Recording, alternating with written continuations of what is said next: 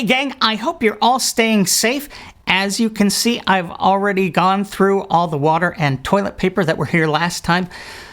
It's been a really rough week and extremely dehydrating. I also went through all the depends, which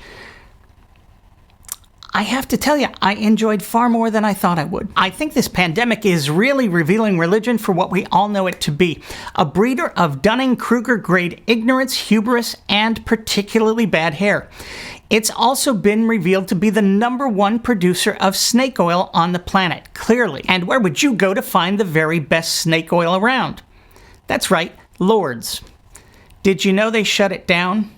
Mary has to be just spinning in Jesus' grave, and I'll bet St. Bernadette isn't too happy either. If Lourdes really were a place of healing, wouldn't that be the very last place you'd shut down during a pandemic? You might as well close up all the hospitals and pharmacies too. Oh no, wait, hospitals and pharmacies do actual good.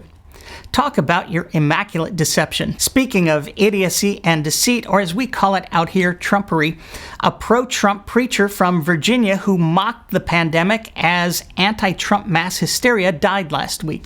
One of the first in Virginia to die from coronavirus. So natural selection is still at work here. And apparently you can mock God all you want. I've been doing it for 13 years. But you best not pull the mask off the old Corona Ranger. It'll knock the wind right out of you. And for good. Speaking of windbags, Jerry Falwell Jr. decided to reopen Liberty University to students despite warnings galore. He said he wasn't worried about the virus and claimed it was all an attempt to hurt Trump via the economy. 1,900 students came back to class. One tested positive, 800 went back home. But you've got to hand it to these evangelicals. They really love their lower education. I genuinely feel bad for these kids.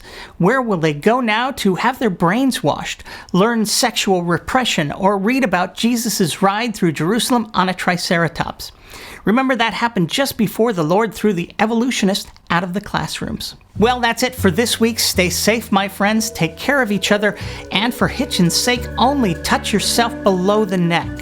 Remember, the most important thing we can do right now is flatter the curve. I'll see you next week.